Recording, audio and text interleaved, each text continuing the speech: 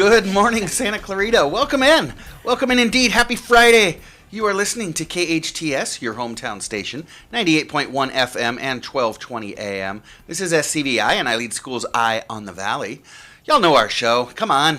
Eye on the Valley. We are brought to you by SCVI and I Lead Schools, a network of charter schools with campuses in Castaic, Agua Dulce, Lancaster. We've got a fully accredited online school. Actually, our online school is growing. I think it's our fastest growing school that we've got. Growing like crazy. Lots of folks moving to online learning these days, and as well as into home study. We've got a home study program called iLead Exploration.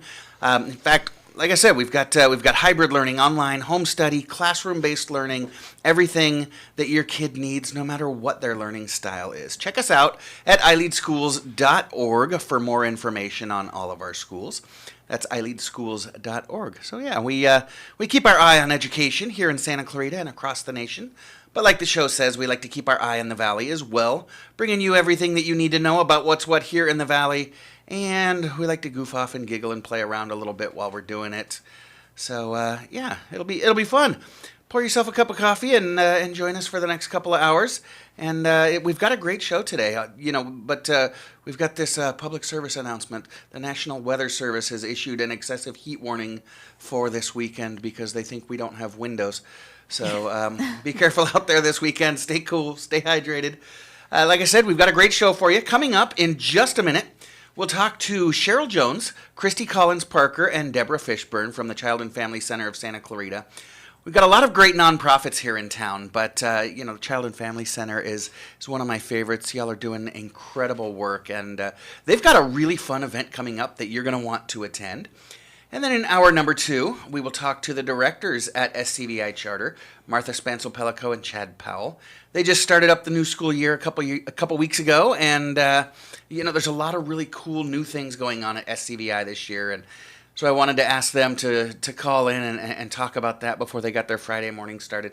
So we'll be doing that here real soon in hour number 2. Then Big T will be back again at the end of the show. We were just talking about Big T before the show, but we won't go into that. Big T, Big T. Big T is Tony. Mom makes me put him on at the end of the show because I can't have nice things of my own. And, he calls in with trivia and some fun facts and things like that. And then also college football season is back in gear, so we're back to Papa's picks. That's when, Dad gives meaningless gambling advice here on the radio show because, why not? It's a school show. So, it'll be exciting, inspirational, lots of fun. So kick back and join us, won't you? As I said, my first guests this morning are working together to organize a great event coming up benefiting the Child and Family Center of Santa Clarita. Cheryl Jones joins me. She serves as the Vice President of Marketing and Community Outreach at the center. She plays a vital role in developing and executing marketing strategies to enhance the organization's visibility and manage its community outreach initiatives. And she's joined by Christy Collins-Parker, a member of the board of the center. She's an executive at McFarland Toys and has served as a mentor to women and students. She has a passion to give back to her community. And Christy also serves as the external affairs committee for the center. That is great. And then Deborah Fishburne is an active volunteer at the center, very, very active at the center, and is so dedicated, as a matter of fact, to her volunteerism for the Child and Family Center that last year they nominated her for the Sherry Fleming Shining Star Legacy Award. How exciting. Ladies, welcome to Eye on the Valley. Good to have you. Thank you. Good to be here. So Cheryl, let's start with you. My notes say here that you've been part of the Child and Family Center for over 25 years.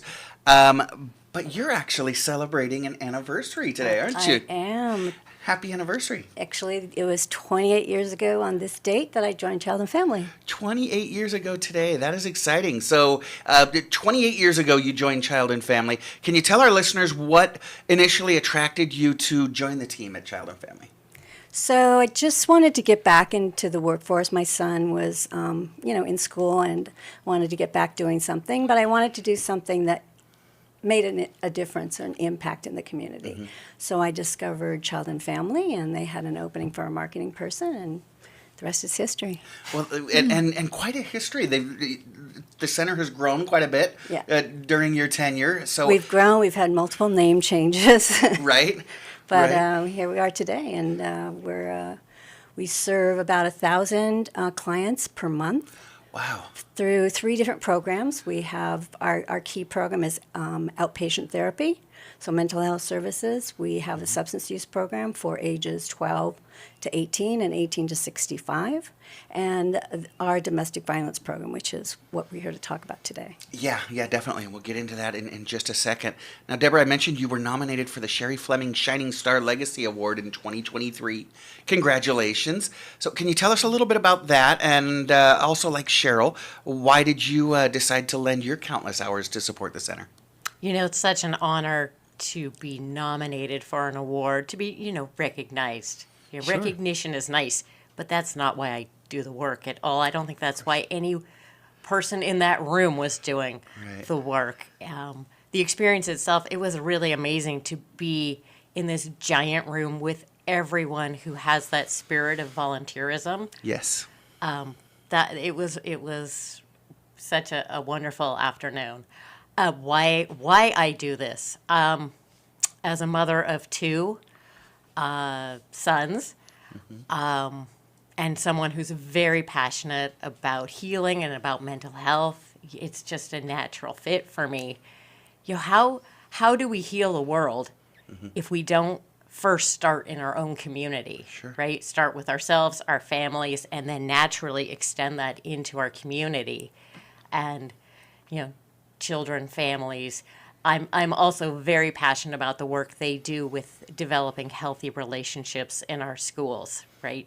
It's not about always dealing with the issue at the end, right? There's so much preventative that can be done, and that starts so early. And my real passion is there. I love your partnership with the schools. That's obviously my passion, being a teacher for 30 years. And you're right. The more I've been in education, the more I realize our families really are co-parenting with our schools. And so if we're not partnering, if we're not communicating, if we're not working together, families and schools, then we're not doing our best to serve kids and the entire family, really. So, Christy, I want to hear from you as well. You, as I mentioned, are on the board at Child and Family Center, which is a very active board. So what led you to decide to give your time and energy supporting everything that the Child and Family Center does? We are a very active board indeed, and that's really how I got involved. I happen to have a very good friend and neighbor, Bill Cooper, who was on the board. And I had mentioned to him, I really want to start getting involved in the community, but I don't know where, I don't know how. And he mentioned Child and Family Center. We talked a little bit about it here and there, but it felt still very abstract. And, what I was lucky enough for him to say, come join me at Taste of the Town and see the community and what we're doing. And that really, it opened my eyes because that made me start asking questions. Yeah. Where's the money going? Okay. Who is supporting this center and why? And what services is it providing? And that got me talking to other people. And the more that happened, I realized I know so many people who have been touched by this center. And I know so many people who need these resources. How can I do more? And how do I get the word out about it? And that really started me getting passionate about the center and really wanting to do more. Yeah, it's interesting that you mentioned that you might not be aware of everyone that you know who's being impacted by the center, and specifically the issue that we're talking about this morning, domestic violence. That's something that doesn't always show itself, right? That's something that folks can sometimes hide. We can be good about covering that up. But Cheryl, is that something, if the community is not really that aware of it, is that something that's really impacting our community? Is there that much of a need here in Santa Clarita combating domestic violence? Yes. We get, upwards of 10 calls per day on our 24/7 hotline. Okay.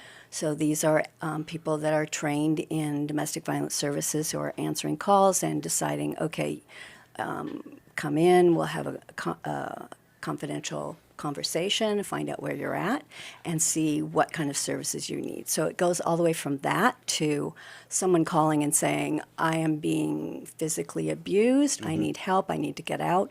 And in that case, they're referred to our 30-day emergency shelter. Okay. So, yeah, you've got full wraparound services depending on what it is that the client needs. So you mentioned the hotline. I'd be remiss if I didn't ask you to share that just in case someone's listening that may need it or has a friend that needs it. What's that 24-hour hotline? 259-HELP. Well, that's easy. 259-HELP. And, oftentimes if someone's needing to call that hotline, it's because they don't have or can't feel that they can't depend on familial resources or a friend to reach out to for one reason or another. So grateful that the center offers that, again, 24-hour hotline, 259-HELP. And you're also working to raise money because the support that you offer doesn't come cheap, especially the high quality support that you offer. And so, Deborah, in order to make sure that you can continue to serve the community and combat domestic violence in Santa Clarita, you're hosting a really fun event coming up. Can you tell us about the event that you're hosting? We are the Purple Walk. It's a 5K awareness walk. It's not a run. You can run if you want. No, I'm good. It's it's a fun event. You come, you check in. We have a breakfast that's hosted. SCV Rotary Club, and pancakes, and we have coffee and bananas and water, and there's music, and people bring their dogs, and everyone wears their purple, and we have music. And then the walk starts, and it's really this celebration of the community coming together to bring this awareness about survivorship, right? Mm-hmm. It's never about victimhood. It's always about survivorhood, and what can we do to help, it's not just women, right? Women, sure. Men, children, even their pets, right? Thrive after this experience that they've had. And so we do this. It's a fairly gentle walk. There's a small incline. There's a couple powder stations where you can get purple powdered. You don't have to. Oh, fun. Okay. Yes, water stations along the way. And when you come back and you get, to a fanfare and you get a medal, and we have popcorn and slushies and more music. And it's such an inspiring event. It's uplifting, even though what we're there to bring awareness to, right?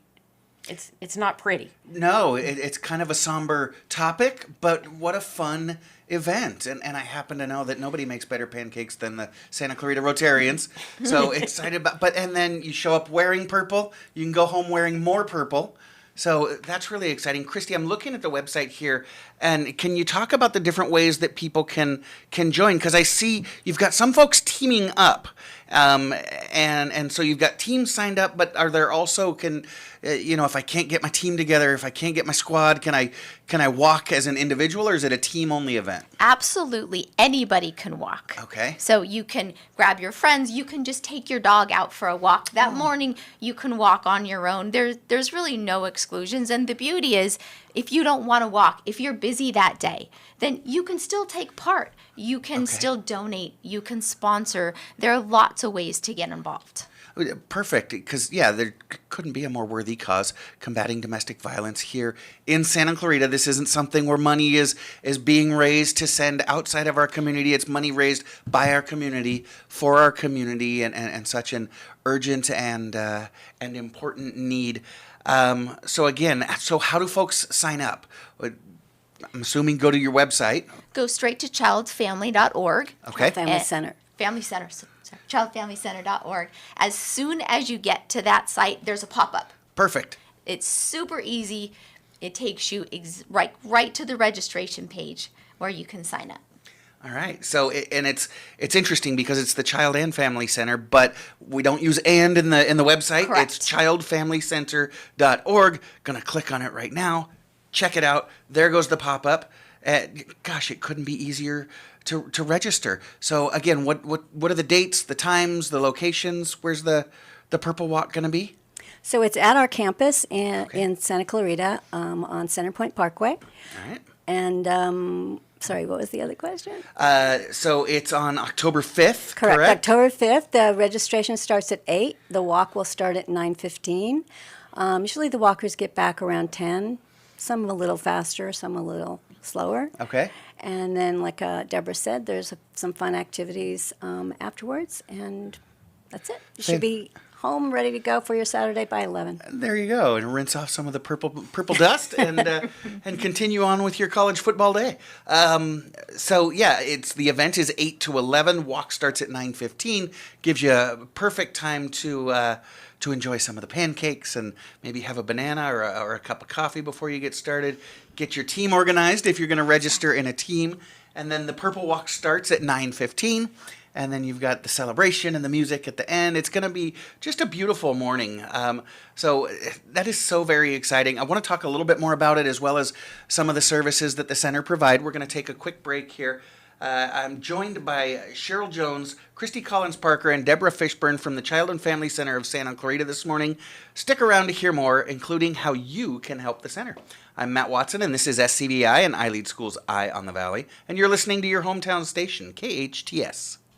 Welcome back. You are listening to KHTS, your hometown station, 98.1 FM and 1220 AM. This is Matt Watson, and you're listening to SCVI and iLead School's Eye on the Valley. This morning we're talking with Cheryl Jones, Christy Collins-Parker, and Deborah Fishburne from the Child and Family Center of Santa Clarita.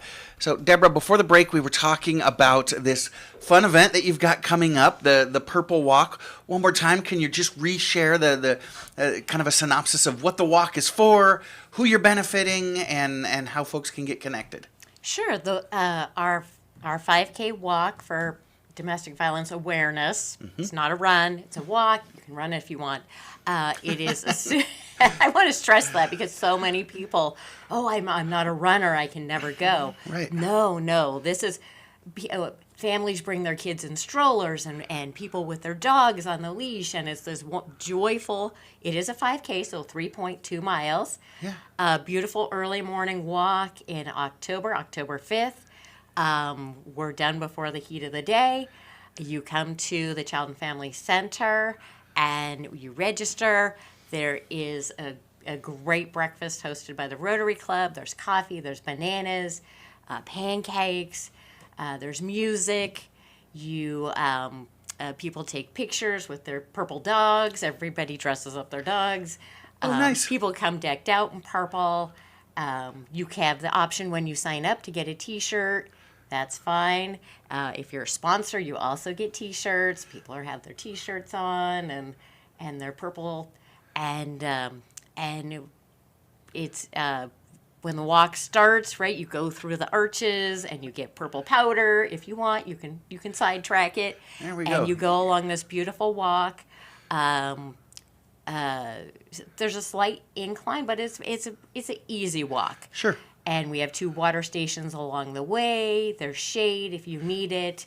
You can get purple powdered again halfway along the walk. All right. You come back to a big celebration, and you get your medal, and there's more goodies.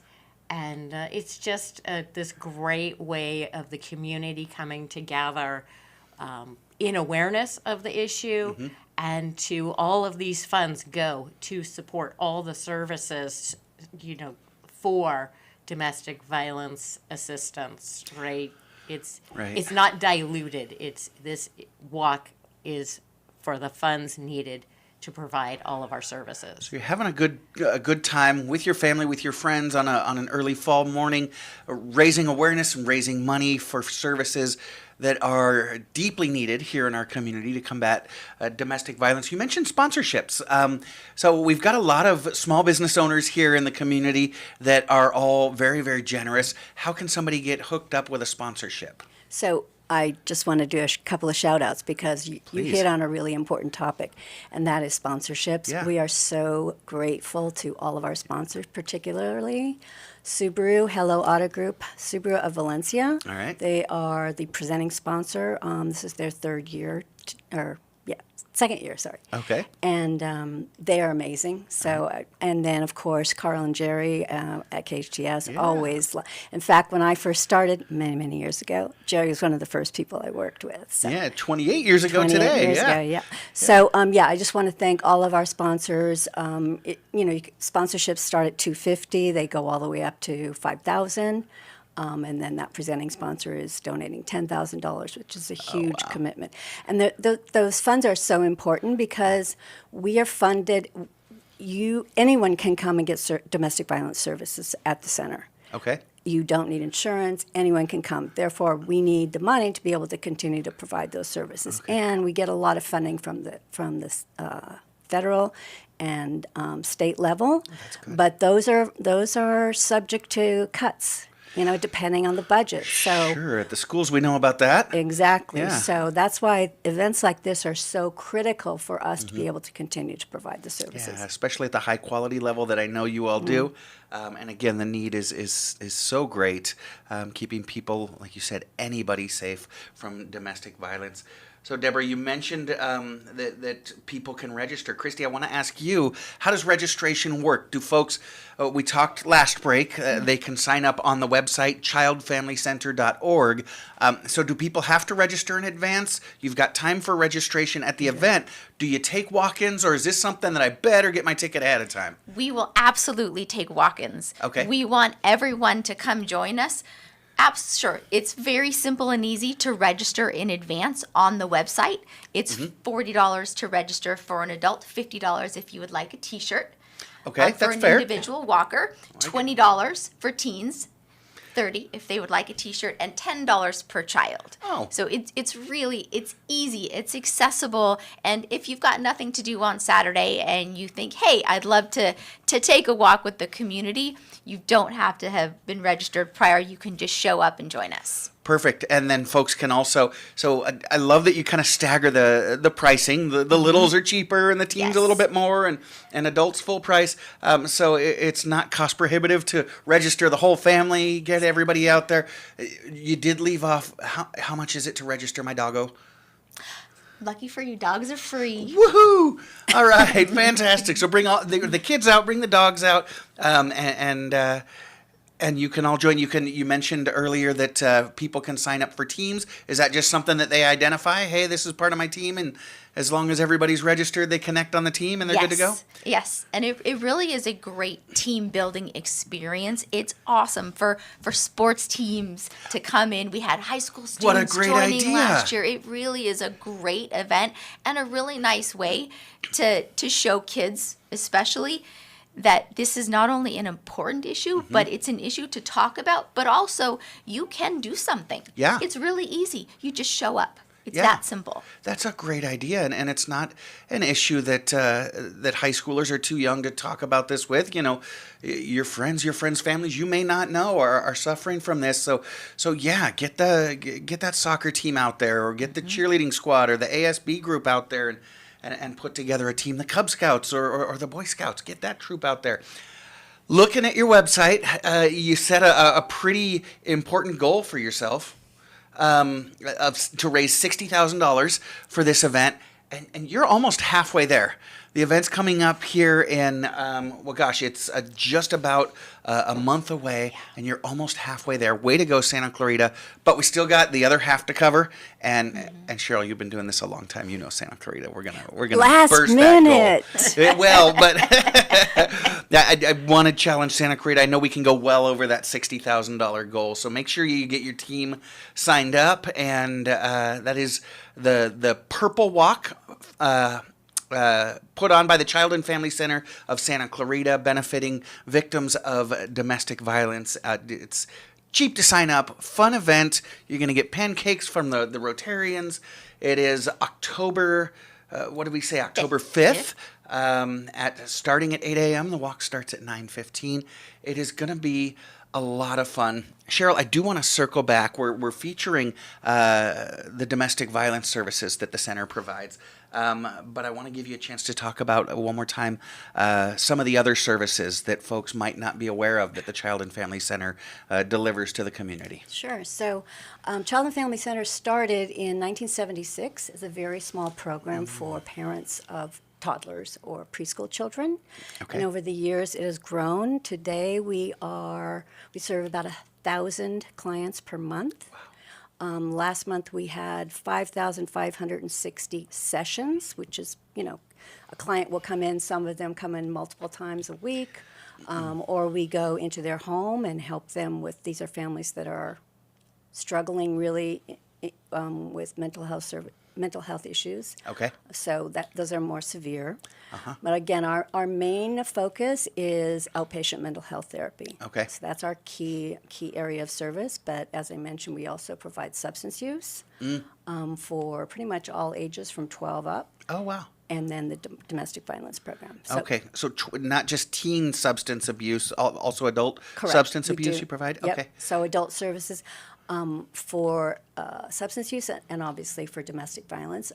Interesting thing about the domestic violence, you may not be aware that they were their own nonprofit for many, many years. I was aware, yeah. Right. And so in 2017, we merged because we felt like we were seeing the children that were, subject to this violence in the home. Sure. And they were seeing the adults. So we decided if we joined forces, it would be more effective. And it has turned out to be, very beneficial to, most important to the clients that we serve. Sure, it makes sense to treat the whole family together rather than, Exactly. okay, you're dealing with stuff, let's split you up and send you to different places, yeah. And actually, what you mentioned about getting teens involved, one of the things that we see nationwide is teen dating violence. So many kids in high school and college have already been subjected to some sort of partner violence, and that can lead to more serious issues down the road. So we have a prevention program that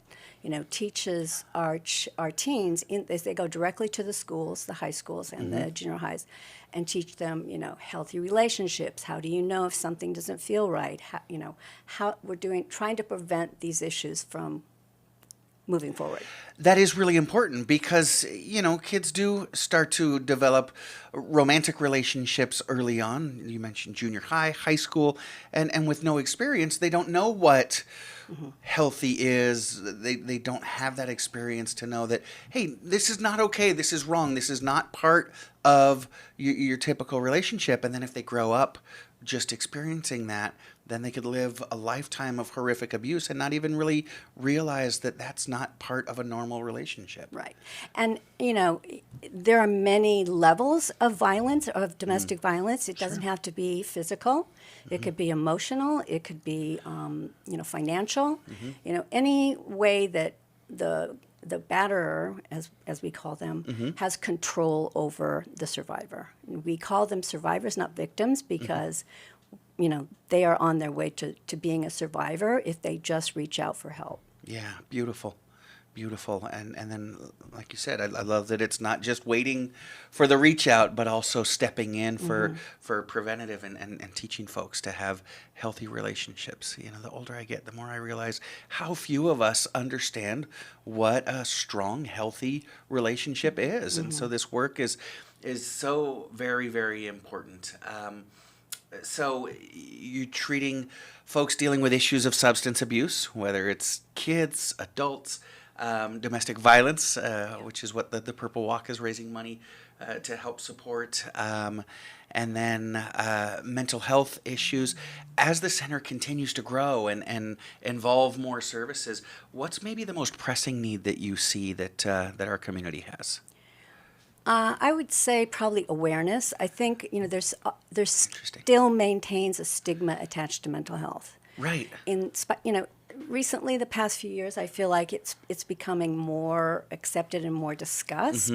But it's nothing to be ashamed of, and I guarantee you, every single person has someone in their life who has had some sort of issue, whether it be anxiety, depression, PTSD, any of those things. Those are the kind of issues that we help. And again, for the mental health, it's children and teens. But there is family involvement as well. So we do like group therapy with the whole family. So everybody gets on the same page on, how do we make this better for everybody? Yeah, you're right. I had a friend who gave a talk once saying, I just moved into a new neighborhood, and the folks next door said, "Oh, you have kids? I've got the best pediatrician." And then as they were having a barbecue a week later, somebody said, "Have you found a dentist yet? I know a couple of really good dentists." He says, I need a new therapist because when I moved, I lost my therapist, and not one person stepped in and said, "Oh, I know the greatest therapist." He says we don't do stuff like that. But mental health care is health care, and it is really important that we discuss those things. We're getting there, but not yet. Right. So I should mention that our clients that we serve are Medi-Cal population. So these are our individuals in All right. our community that they don't have insurance. Sure. And that's our core. But people can reach out to us for resources, like who would we recommend in the community for them if they did have insurance. I have to tell you, that was the one time that I actually did reach out to the Child and Family Center. We were dealing with some things with my kids several years back, and I wasn't sure where to go. I was fortunate enough that I did have medical insurance, but I didn't know where to start. This was before the days that my healthcare provider was being so proactive, and I was hearing commercials on the radio and television, things like that. So I reached out to the Child and Family Center. Said, "Hey, my kid's dealing with something that I don't understand and I don't know what to do about. Where can you point me?" That was the first thing they said. "Have you got insurance? Okay, this is where you need to go." And I love that you all provide those services as well. Okay, you've got that taken care of through your insurance. This is how you do it. And they were the center was able to direct me and my kids in the right direction, and they're doing great. As a matter of fact, I want to get more back to you, but I do like the sound of my own voice. I was just talking, both of my kids saw the same therapist for quite a while, and I had occasion to talk to her just yesterday and was checking in with her, and she was so excited because she hasn't seen him in a while. She was excited to hear how wonderful both of them are doing, and she was a big part of that. So go ahead. I was just going to clarify that I did say that our clients are Medi-Cal. However, for domestic violence, you do not need insurance. You do not need to be Medi-Cal. We help anybody who makes that call. So you did make that clear before, but thank you for underlying that. Kind of just one qualification in order for the center to serve victims of domestic violence, right? Or excuse me, survivors of domestic violence. You've got to be that. A survivor of domestic violence. That's the only qualifier. And then y'all are going to throw your arms around them.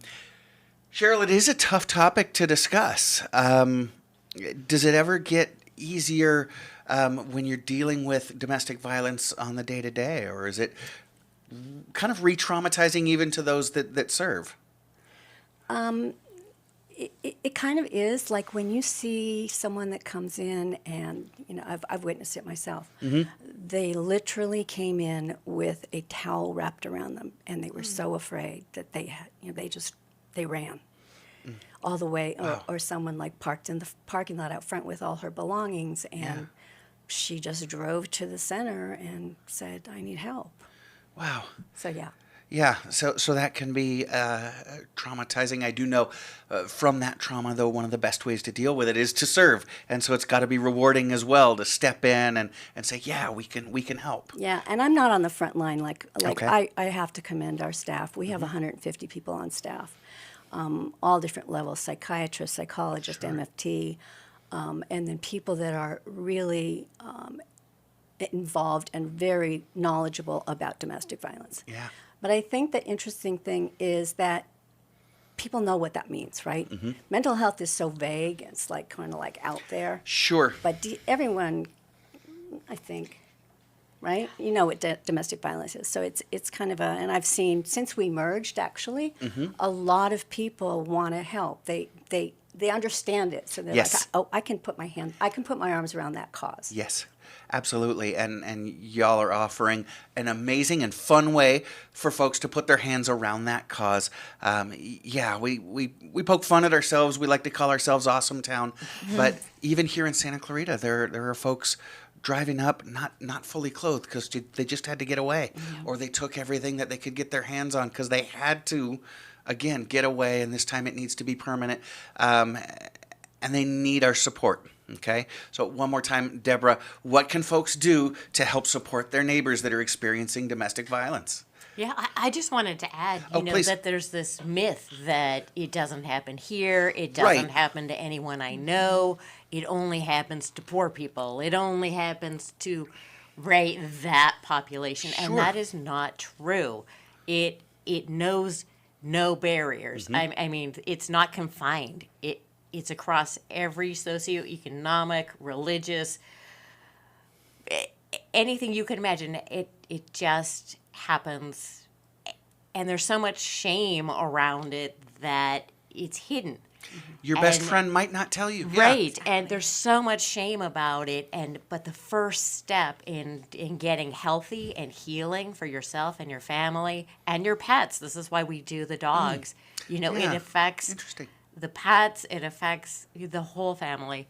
The first step is asking for help, and that's why we do this event, to open our arms up and to shed a light on it, to say, we're here, we'll catch you. Yeah. But you have to take the first step and ask for help. Yeah. And that, like you said, that help doesn't come cheap. It's a lot of services, a lot of staff, a lot of knowledge, a lot of resources. Yeah. A lot of, that's food and diapers and electricity and Sure. and gasoline and transportation. There's so much more to it than just a therapy session, right? The need is great and it is expensive, but if you're listening, you can help out. You can do your part in a very fun way. Yeah. Christy, tell them one more time how they can get involved in the Purple Walk. Please go to childandfamilycenter.org and sign yourself up. Even if you don't want to walk, you can donate. Every $15, literally every penny helps. It goes directly back to the so important intensive services that this center provides. Yeah. So go to childandfamilycenter.org, sign yourself up for the Purple Walk, or just show up on Saturday and come join us for the walk. And again, it's Saturday, October 5th.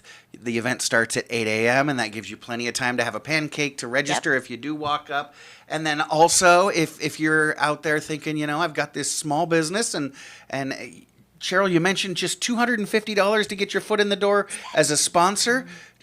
Christy, do they go to the same website? Is it the same place to sign up as a sponsor? It is just that easy. Everything is on the same website, and it's really easy to navigate. So you can pick and choose if you would like to sponsor, what level of sponsorship. There are multiple levels, starting from $250 all the way up to $5,000. So you can really choose how you want to be involved, and everyone can offer what they can offer, right? So there's truly no minimum. If you say, I really want to help, but I can't walk that day, but I have $20, we'll take There it. you go. Fantastic. And let's make sure that the Child and Family Center not only meets but exceeds that goal of raising $60,000 Yes, please. for survivors of domestic violence. Ladies, you're doing beautiful work. Thank you so much. And you're offering such a wonderful event, a fun, exciting event. fun. On, again, October 5th,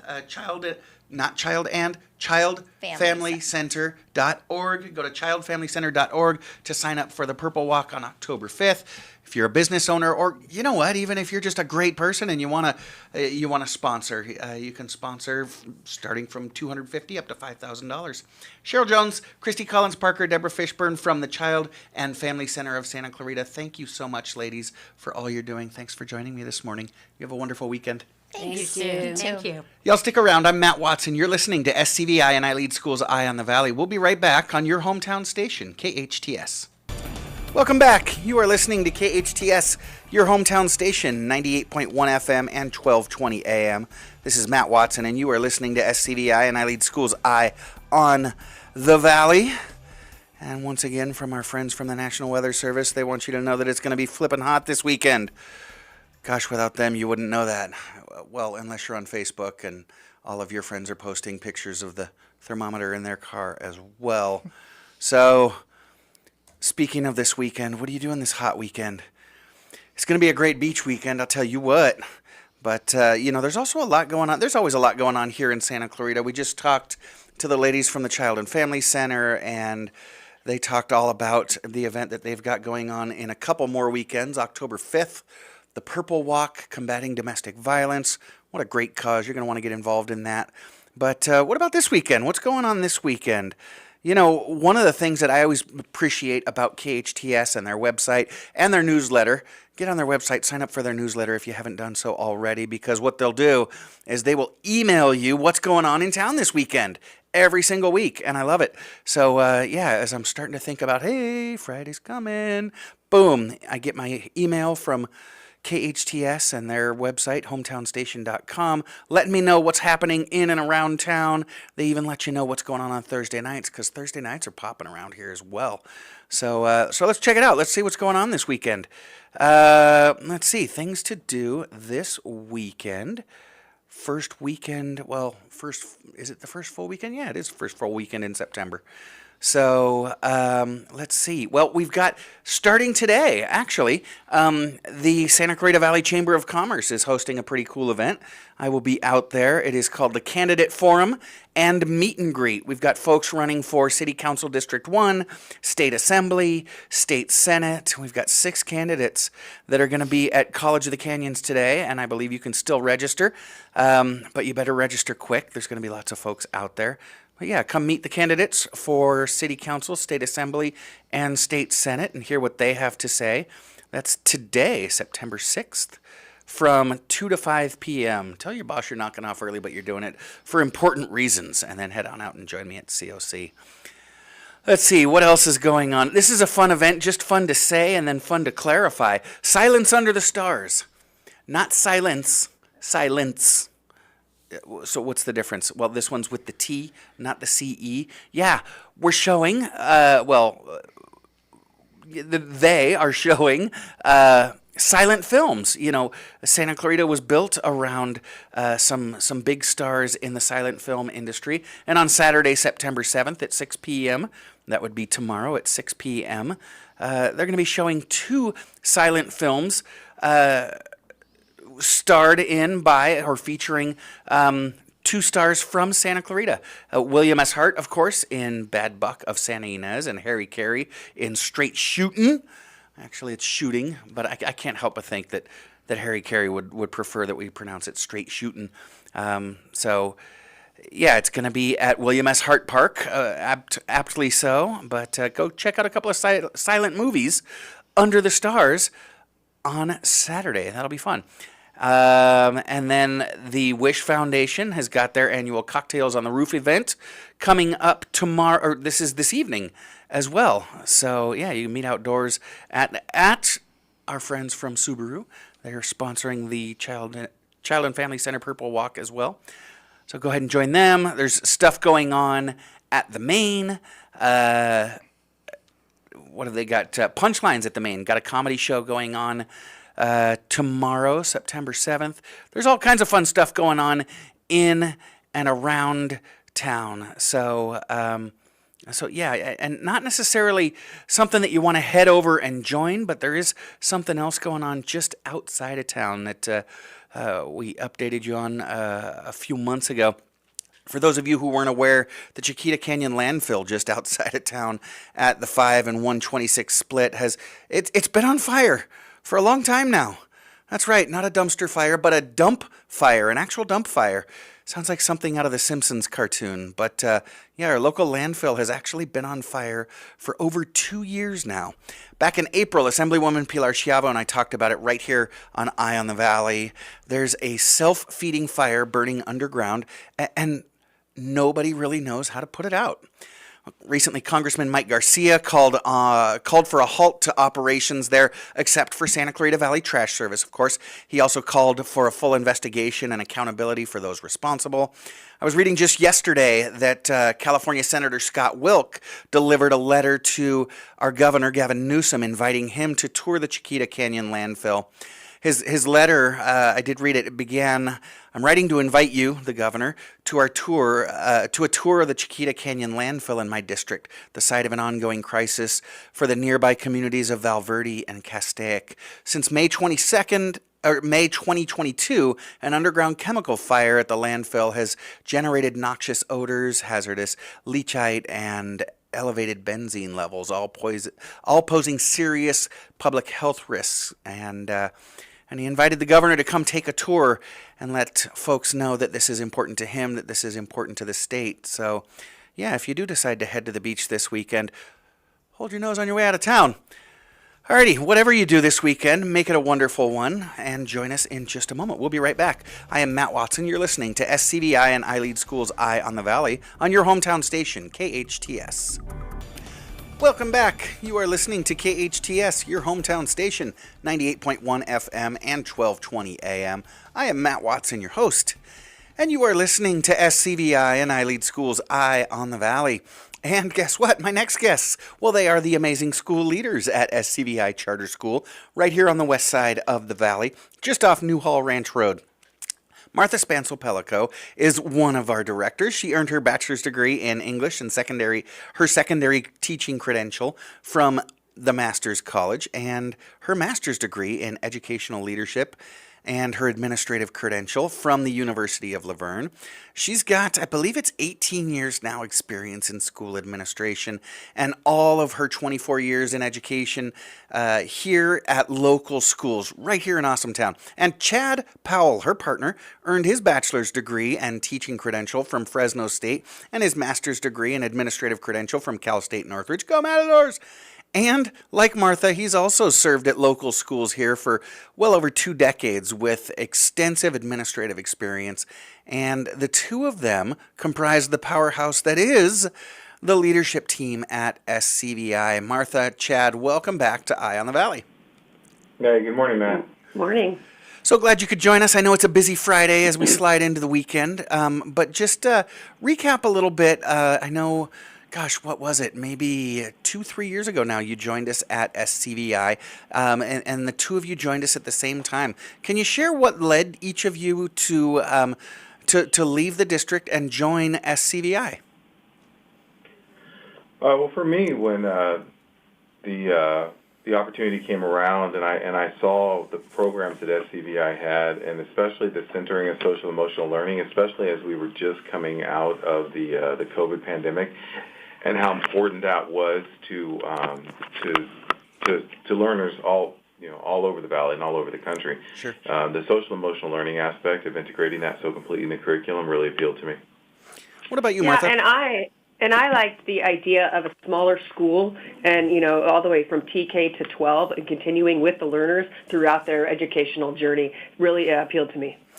Yeah, that's something that I always enjoy too. It was just a couple months ago, y'all celebrated. I think it was your 10th graduation, high school graduation at SCVI, and it's always fun to see those families and kids that have been with you since kindergarten all the way through 12th grade. It's a really neat experience, but like you said, still a small school, very boutique feel. So I want to jump right in because, my job is to kind of talk about SCVI and the rest of our iLead schools. So every time I open my mouth and start talking about our schools, people ask questions that let me know that folks don't fully understand charter schools yet. So even though the charter school movement in California is over 30 years old, let's dispel a couple of myths. First off, Chad, what is the tuition at SCVI? What do you charge your families? Well, man, I'm happy to say that the tuition is free. That's right. No tuition.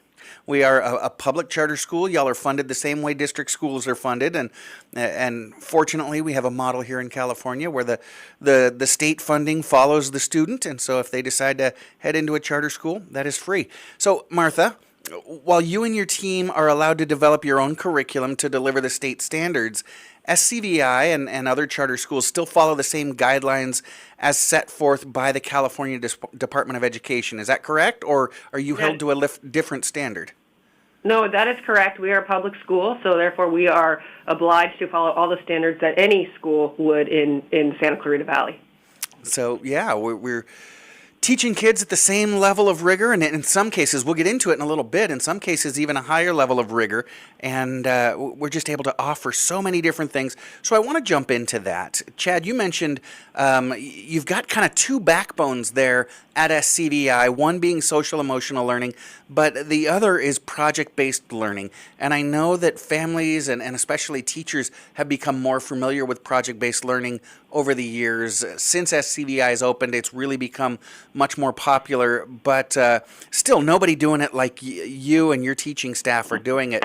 Why does SCVI focus so much on project-based learning? Why is that so important? Well, we know that it's closer to the natural way of learning. It's very closely linked to the ideas of inquiry-based learning. And we all know that as adults, there's very few of us that are in industries where we work completely alone. We know that the skills of collaboration and communication and working with other people are important.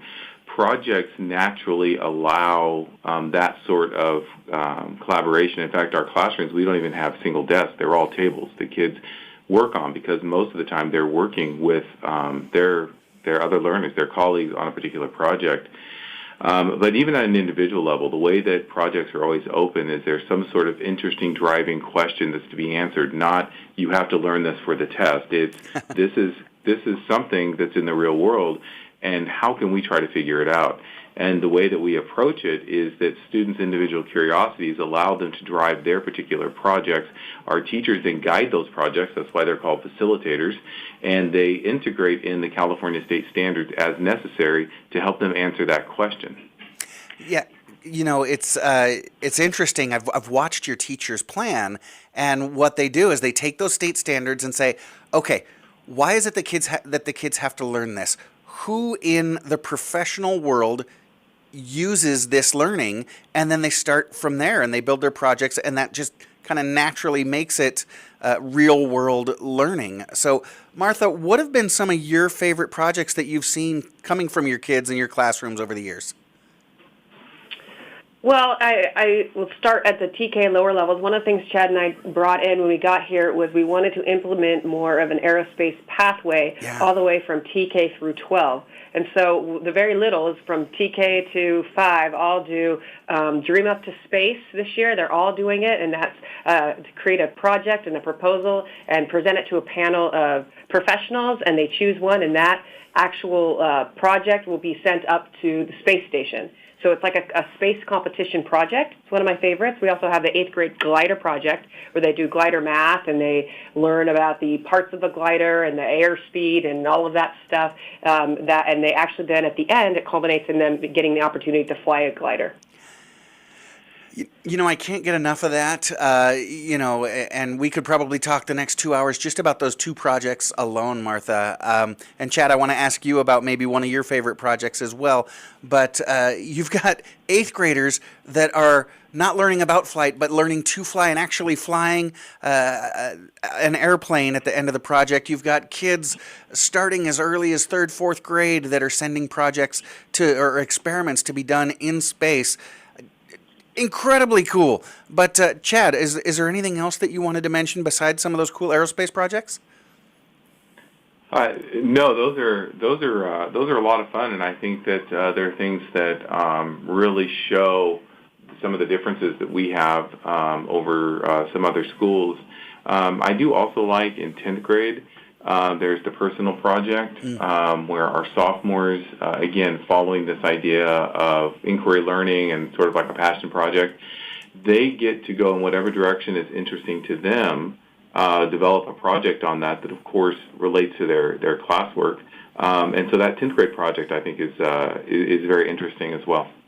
Yeah, I love that. I love that one too. I love that it starts with asking a young sophomore, what are you passionate about? What are you truly deeply passionate about? And how can you develop that more in your life? And it's a tough question for somebody who's 15 years old to answer, but I've seen, and I'm sure you have as well, so much power come out at the end of the year, because that's a year-long project they're working on, isn't it?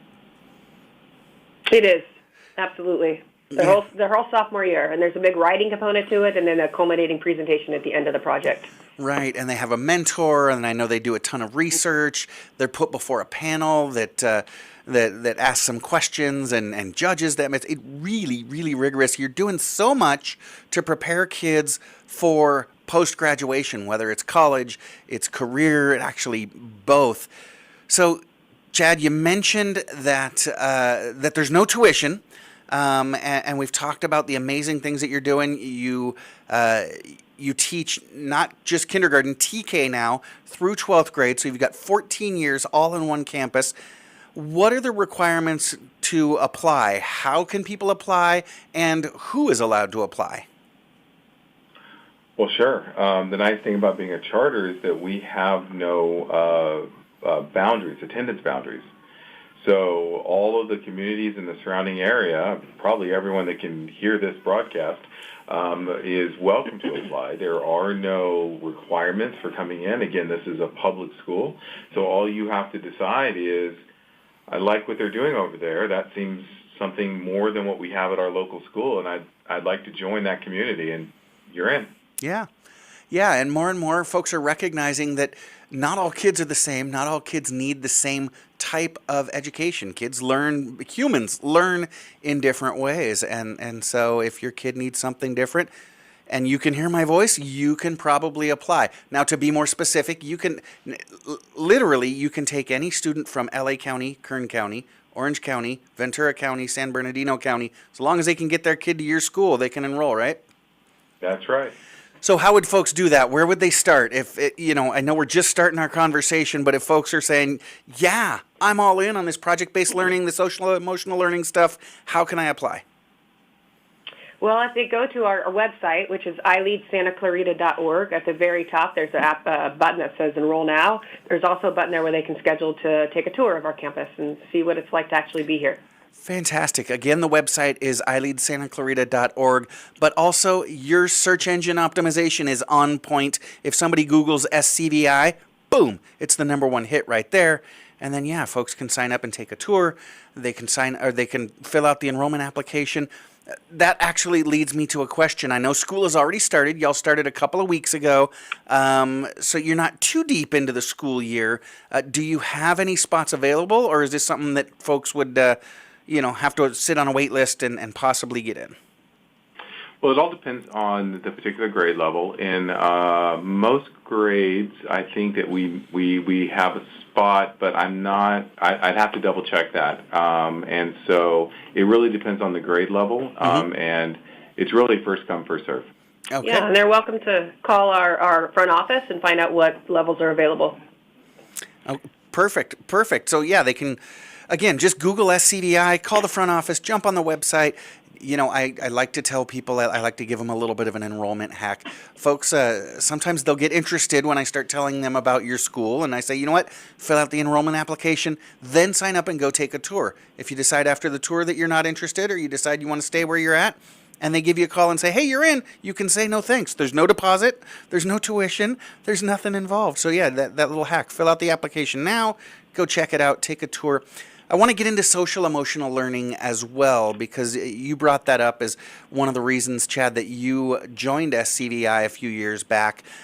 As part of your social emotional curriculum, all of your learners from transitional kindergarten, from the little bitty babies, all the way through 12th graders in high school, they all participate in a social emotional curriculum as well. Morning meeting, advisory. Can you share with us what that is and why it's so important? How is that helping your kids?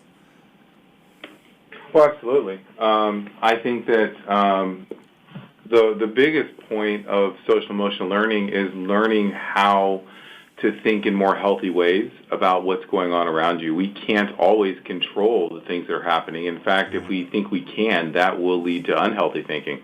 So how do we approach these different obstacles in our life in order to make the best of them and again, approach them in a healthy way?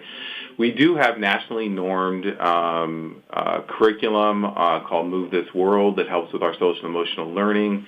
Our little TKers, they will have circle time, and our high schoolers will have homeroom and advisory. But this is an opportunity for them to go through that curriculum. Also, our teachers are trained in restorative justice practices, and so that not only happens in those circle times and those homerooms, but a teacher can call the circle at any moment, have everybody get into it, talk about what the issue that's there. But I think that our social emotional curriculum is really beyond what's formal out there as a school that is really based in the ideas of play-based learning. that everything that happens on the playground, they're learning roles, responsibilities, they're learning to negotiate, they're learning these things, still at the high school. And so from the free time to the structured time to teachers just integrating this into their regular lessons, this idea of helping kids develop perseverance, helping them reframe issues, helping them have a positive mindset, all of these things go into this SEL component here. You know, it's funny, as you mention all these different topics that your kids are learning, not just as part of the formal curriculum, but part of everything that they do at SCVI, are some of the things that hiring managers, business owners are most looking for when they're looking to hire folks. Cooperation, collaboration, communication, problem solving, managing, being able to manage themselves and being able to manage others. Those are some of the most marketable skills out there, and you're teaching them all day, every day. And Martha, you do it through a personalized learning approach, meaning, I know your facilitators, you call them, your teachers in the classroom, don't look at teaching, their 23, 24 kids, or their groups of 23 or 24. They're teaching 23 to 24 individual learners. Can you tell us a little bit about how you do that through, I know you use what are called individualized learning plans. Can you talk to us about that process and what that's all about? Sure. Given that, like you said, every learner is different, we recognize that and celebrate that. And what the teachers, facilitators do with each learner is they develop this individualized learning plan, and they create goals for themselves. They look at their data, where they're at, and they create a English language arts goal. They create an academic math goal. They'll do a social emotional goal. And in high school, sometimes they do a career-focused goal. And what that is they look at where they want to measure themselves from where they're at and measure themselves for improvement. And it's not the teacher telling them this is what you need to do. It comes from them, and then there's a meeting with their parents and where they actually share that out with their parents. So Martha, as a teacher, I know what that sounds like to me, and I know a lot of our families here in Santa Clarita are very savvy and understand their children's education. That sounds a lot like what we call an IEP. So do you implement these, what sounds like a great way to assess a student, set an individualized plan, and then make progress towards that? Are these individualized plans just for your special education students? Nope, they're for all of our students. Fantastic. Not only your students, but your staff as well, right? Because we're all learning and growing. Right. Fantastic. And ourselves. Oh, you guys are Everyone on our campus does one. Fantastic. So everybody's learning, everybody's growing at SCVI. Martha Spancel-Pellico and Chad Powell, the admin team at SCVI Charter School, joined me this morning. When we get back, Chad and Martha are going to talk about some new opportunities that they're offering the learners TK through 12th grade at SCVI. I'm Matt Watson, and this is SCVI, and I lead schools Eye on the Valley, and you're listening to your hometown station, KHTS. Welcome back. You are listening to KHTS, your hometown station, 98.1 FM and 1220 AM. This is Matt Watson, and you are listening to SCVI, and I lead schools Eye on the Valley. I'm joined this morning by the directors of SCVI Charter School, and as they mentioned before, your free public charter school in Santa Clarita, but open to anybody that can get there. I know they bring kids up from the San Fernando Valley. Kids are coming out from the eastern Ventura County. Chad, Martha, you've got kids coming from all over the place. Now, I know there was a kind of a transition that took place in me. I worked for a few years at SCVI before joining the team at iLead, and one of the things that I quickly learned at SCVI is how special of a place it is to work.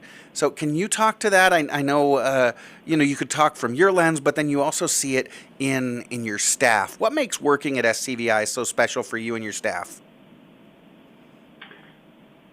Well, I think it gives, I think it really tries to hit some of those things that we look at on what brings value to work. Not only are they doing important work in terms of preparing kids for their future, but they're also able to have a good deal of autonomy in their work. They're professionals. We trust them. They do have to follow the California state standards. We do have systems that we want them to integrate into their classrooms, but they do have a good amount of professional autonomy.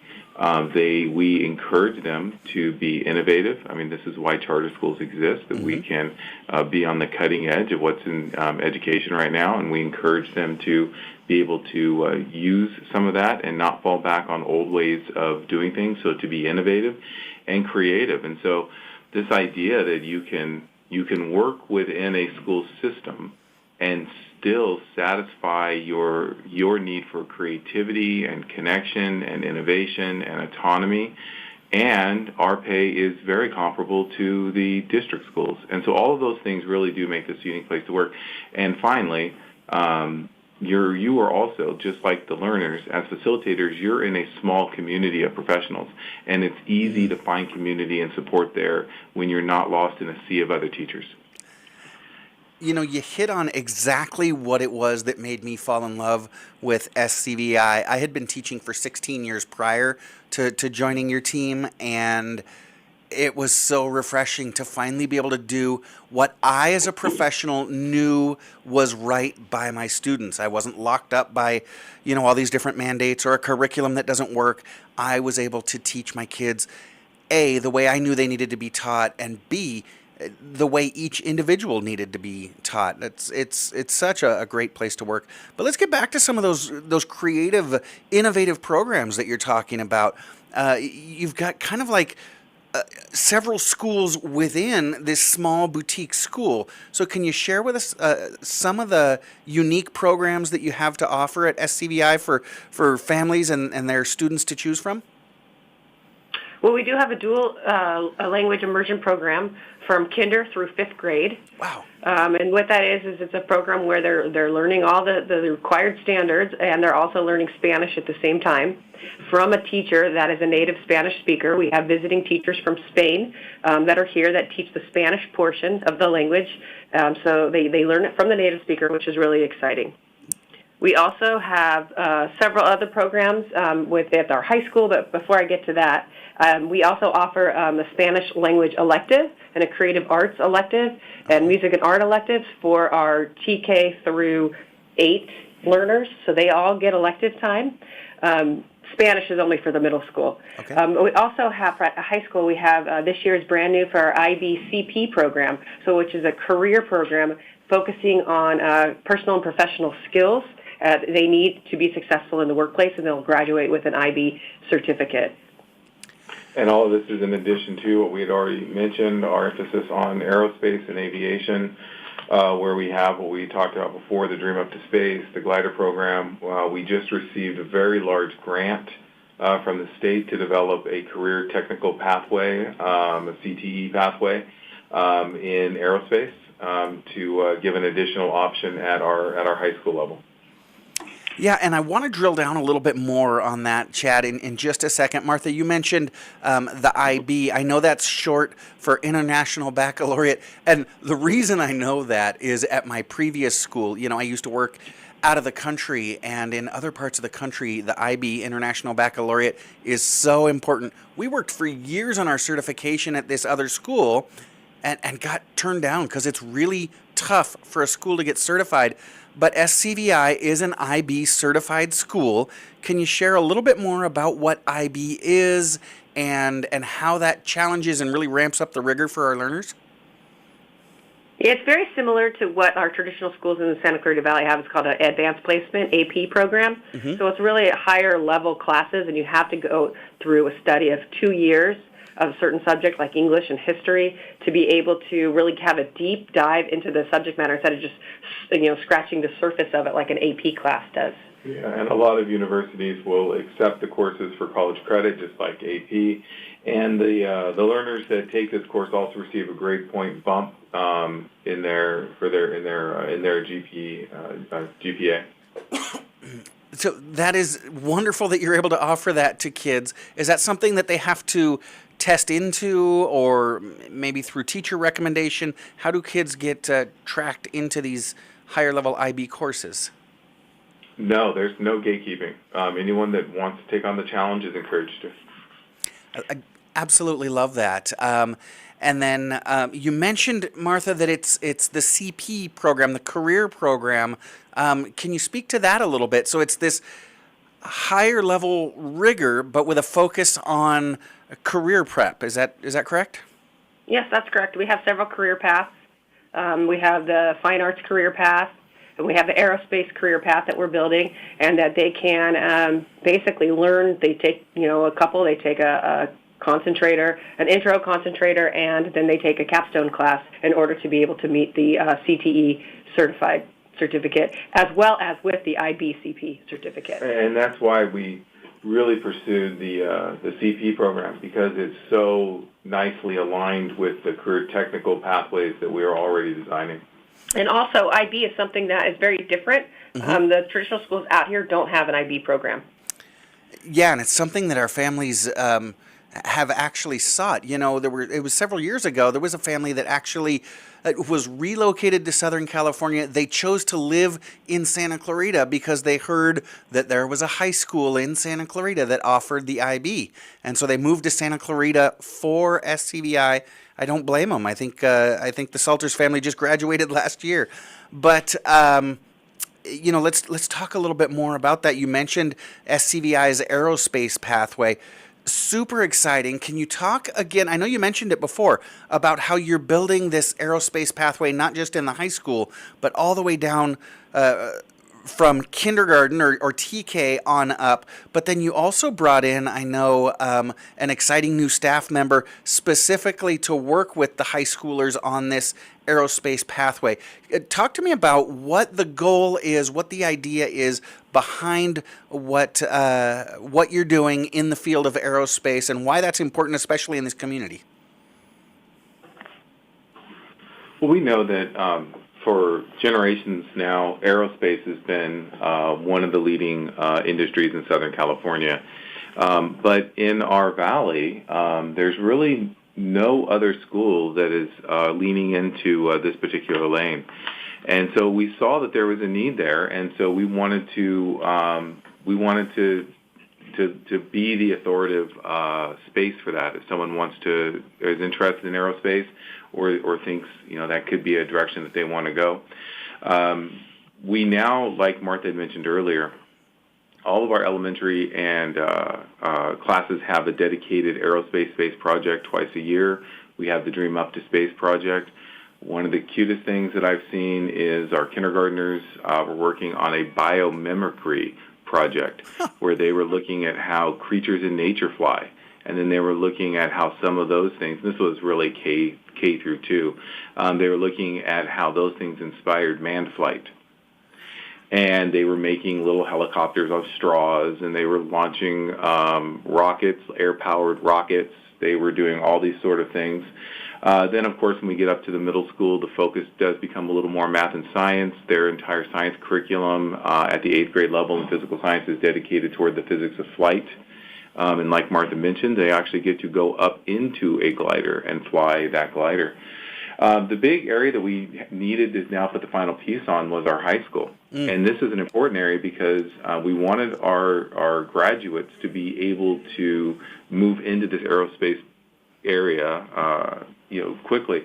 And so with our CTE program in aerospace, graduates could have a certificate working with internships in local businesses to go directly into entry-level positions in aerospace. But what makes this different than, say, traditional shop classes or things that were in the past is that this certificate can also be used when students are applying into universities. Perhaps they want to get into an engineering program. Perhaps they want to get into some other type of STEM program. Having a certificate like this and this type of training, especially with with Justin, who we brought in, who is a fantastic addition, and I think recently finished his degree in astrophysics, I believe it was in. Right, yeah. That gives them an extra piece of their college resume, and we know how competitive universities are today to get into, and having this additional piece can make them stand out from their peers. Yeah, and I know Justin is also, he's jumping headfirst right into it. As a matter of fact, I know he's going to be partnering with the folks at the College of the Canyons Advanced Technology Center later on this afternoon. So really tying it not just TK through 12, but TK through 12 into college and into career. Gosh, that's amazing. I'm imagining a bunch of families standing around the barbecue this weekend, enjoying this amazingly hot weather that we're having, and everybody, several different families with their kindergartners going, well, kindergarten started. What's your kid learning? Oh, he's learning to use scissors. What's your kid learning? Oh, she's learning to share. What's your kid? He's learning to read. All important things. What's your kindergartner learning? Oh, biomimicry. That's fascinating. Right. That is phenomenal. So one more time, I know we talked a little bit earlier, but folks have just joined us in the last couple of minutes. You're doing amazing things at SCVI, all for free, right? You're a tuition-free school. You're TK through 12th grade. You have no district boundaries. Anybody who can get their kids to SCVI can enroll. There's no admissions requirement. And you're doing these amazing things. Kids are sending experiments to space. They're learning to fly and flying. And they're learning to collaborate, to communicate, to be good citizens. Can't imagine why anyone wouldn't want to enroll. You mentioned you do have a few more spots available still. One more time, how can families who might be interested get more information and enroll at SCVI? Go to our website, ileadsantaclarita.org, or Google us, and you'll find us. And on our website at the very top, there's enrollment application as well as tours to schedule a tour and come see the campus. Fantastic. Now, Martha, I do have one more question for you, probably the most important question of the interview. The Dodgers have dominated the National League West over the last decade or so, but we seem to continually get our hearts broken once October comes around in the postseason. Martha, I know you're a big Dodgers fan. What are you thinking? Is this year going to be different now that we've added Shohei Ohtani, or are we going to be one and done in the playoffs again? We better not be one and done. We better not. I think it's our year. We're hot. We're on a streak right now. We are on a streak. We've got amazing synergy in the clubhouse. The Dodgers are doing great. I'm looking across the counter at Engineer Andrew, and he's rocking his Dodgers jersey. Go Big Blue. Martha Spansel-Pellico and Chad Powell are the directors at SCVI Charter School, your free public charter school here in Santa Clarita, open for enrollment to students in TK through 12th grade, offering dual language immersion, international baccalaureate studies, a new aerospace career pathway, an extensive visual and performing arts program, and much, much more. Chad, Martha, I want to thank you both for joining us. I know you're busy today, but you set aside the time. We appreciate it. Have a wonderful weekend and a great school year. Thank you. Thanks, Matt. Thank you both so much. Take care. This is SCVI and I Lead School's Eye on the Valley. You stick around. My goofy brother's calling in. We're going to horse around for just a few more minutes, and then we're going to get out of here and let you have a wonderful weekend. Stick around. This is your hometown station, KHTS. Welcome back. You are listening to KHTS, your hometown station, 98.1 FM and 1220 AM. This is SCVI and I Lead School's Eye on the Valley. I am your host, Matt Watson. And now, despite popular demand, it's time for Big T's 5 Minutes of Fame. Y'all know Big T. That's right. He puts a yawn on everybody's face, Andrew. Big T is an executive and philanthropist. He's an amazing father, husband, and dog dad. No, Big T is not rolling his eyes at you. He's just looking for his brain. Here he is, everybody. He's mom's favorite. Big T, welcome to the show. Good morning, Maddie. Good morning, Andrew. Good morning. Morning, T. How's it going, brother? Good. I'm excited today. Yeah, you fired up? You motivated? Yeah. Good to hear it. What's going on? Nothing. Just had a really good week. Kids were here last weekend. The boys still here in town, so we have a great evening planned. The boys cooking dinner for us tonight. Looking forward to it. Fantastic. Who's a good boy? Right? Well, Duke's a good boy. Well, Duke is a good boy. Yes, he is. So, Big T, you may have noticed quite a few commercials before your segment. You know, everybody's banging down the door to sponsor Big T's 5 Minutes of Fame. Unfortunately, it's just Engineer Andrew and I in the studio today. You've got questions for us. We've got answers. When you throw out the question, we're going to hit our buzzers. But folks listening at home, you can play along too, and you get the competitive advantage. Don't hit your buzzer. Just shout out your answer at home. See if you can beat us. But I don't think you're going to do it. Andrew and I are pretty good. Let's give this a shot. Awesome. Well, we started Papa's Picks last week. College Papa took football season. Oklahoma State. Right. Papa took Oklahoma State and laid the points. How do you do? And Oklahoma State, they killed it. So Papa is 1-0. He's off to a great start. Papa's pick this week is we have the rivalry, Iowa versus Iowa State. Papa is saying take Iowa State and the 3 points. Iowa That's a State. good call. Interesting. All right. Yeah. All right. Now, Let's you go. know, Frogger. The over/under for that game is 35.5, and you know what Pop always says: it's not over until it's under. You're absolutely right. Remember, kids, this is just for entertainment purposes. All right. Hey, sticking on that college football theme, we talked a little bit about the Stanford band last week. Got a little fun with mascots going on this week. So in 2002, and this team is off to a hot start so far this year, SMU, Southern Methodist University in Dallas, their mascot is the Mustangs. In 2022, SMU played against Navy, and in the third quarter, SMU scored a touchdown, and the cheer squad did what they normally do. They celebrated by running out onto the field with the SMU live Mustang mascot. The mascot left a 25-yard trail of horse poop right down the middle of the field in the third quarter. Not a pile, a trail. A trail. It took 15 minutes to clean it up. Strangely, the SMU contingency did not have any equipment to pick up horse pucky, so they had to do it by hand with paper cups from a concession stand. No, that's a nope. Oh, wow. No, You're going to bring a horse, but not a bucket.